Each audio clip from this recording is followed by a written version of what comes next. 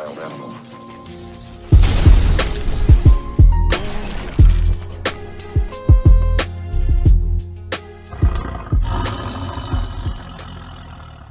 Anthony Spade channel. Before we get started today, go ahead and hit that like button.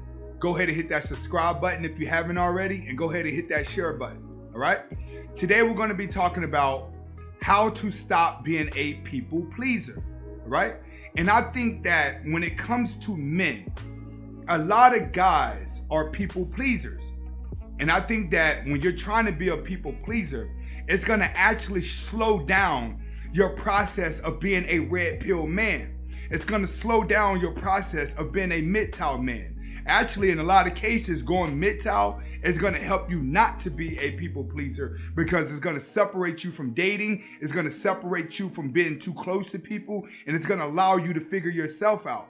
But when you're a people pleaser, you're constantly headed down a dreaded road. So today I'm going to teach you how to become a stronger person, how to recognize things within your body that you may not see now.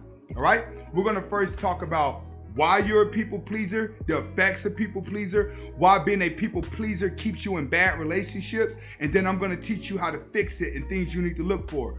First, we're going to talk about why you're a people pleaser and how. Okay, as a people pleaser, you must realize this. You are a professional liar, right? Accept that. All people pleasers are professional liars. The person that's always trying to adjust their emotions to other people's emotions is a professional liar. Because when you adjust your emotions to appease somebody else, you're ignoring how you really feel. And that's what's gonna crutch you in the long run. It's not being brave enough or confident enough to tell people exactly how they feel.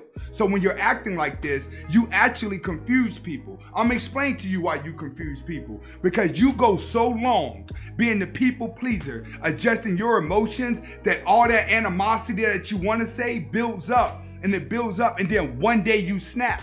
And when you snap, everybody is sitting around like, what happened to Johnny? Why is he acting like this? What did people do to him like that? What's going wrong with you? You're gonna want people to understand why you're snapping, but they ain't gonna never understand you because you were never real with them up front. So they're not gonna take you serious. This is the effects of people pleaser, is that when you wanna be serious, they're not gonna accept you being serious because they're so used to you adjusting your emotions and lying, all right? Now, most of this comes from a childhood. All right? In a childhood situation, 9 times out of 10, you had a mom or a dad who was very full of a lot of tense, that got mad really fast. And when they lash out as a little kid, it scared you. And what it does is it demasculates you. A lot of men from single parent homes, especially black men, have been demasculated, and black men became a people pleaser, which is why they date bad women and black women run all over them. When you're a nice guy, it mainly comes from a childhood where your mom or dad was lashing out, and as a child you were demasculized and you adjust your emotions to make them happy, so it was less tension in the house. This carries on with you throughout your life, and then it puts you in a relationship that you start actually acting like this with your spouse. You start dating people that have the same mindset as your parents that caused you to be a people pleaser. So now you'll date a woman that lash out.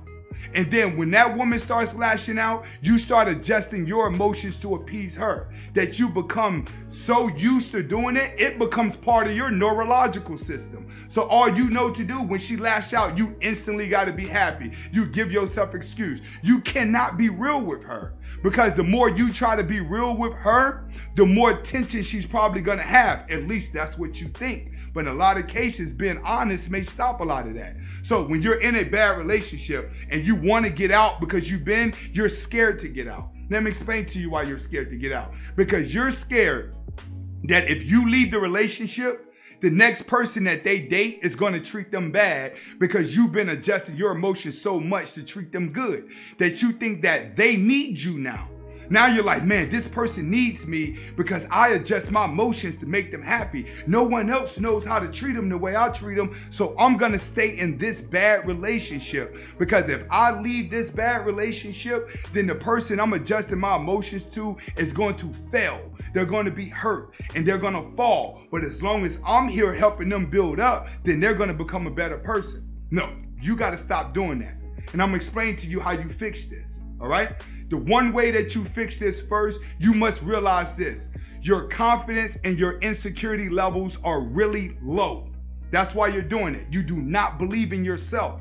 Your confidence level is really, really, really low.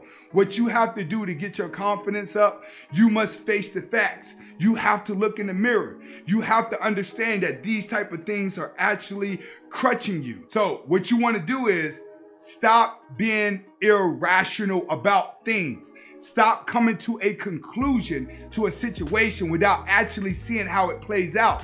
That's what you're scared of. You're scared if you speak the truth, someone's gonna tell you something back that you don't want to hear and hurt your feelings.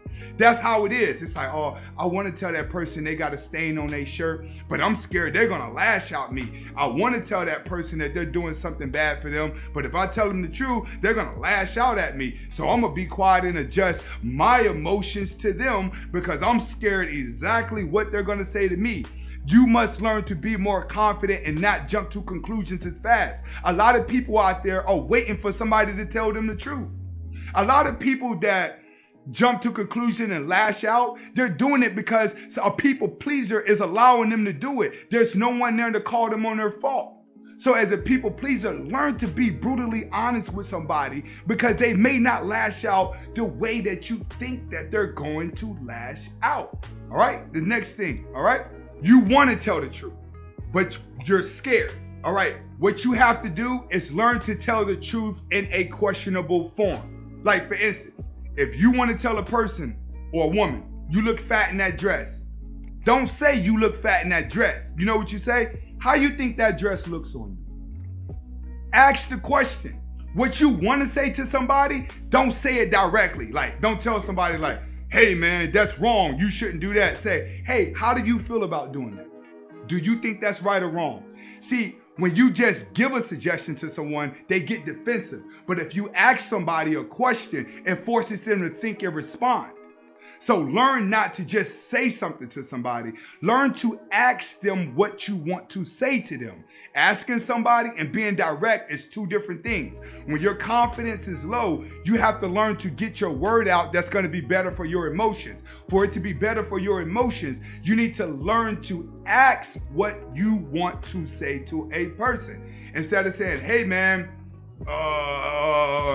you shouldn't be smoking weed or you shouldn't be doing this. Say, do you think you should be doing that?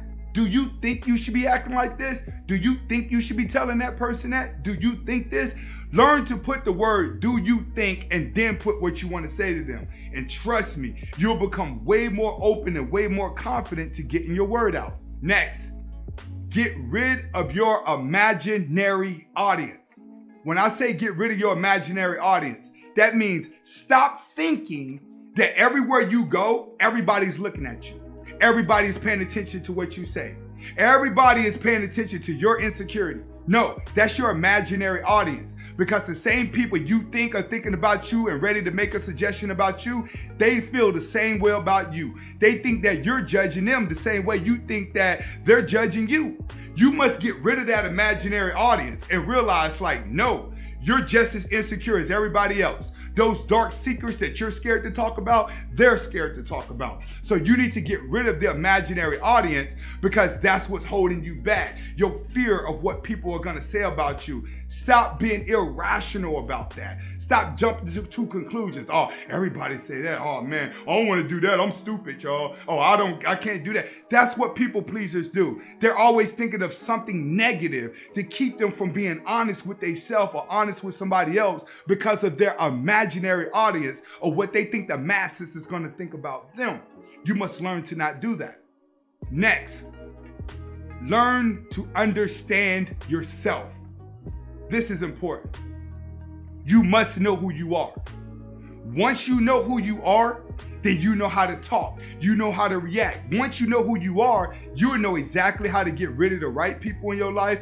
Get rid of the wrong people in your life and bring the right ones in that's going to allow you to be honest. Like, for instance, I'm a very red pill, blunt talking person. So the average person that gets around me feel like they can't be honest because I'm so brutally honest. But they'll go around people that's more insecure than them, and they'll be the leader to them as I am to them.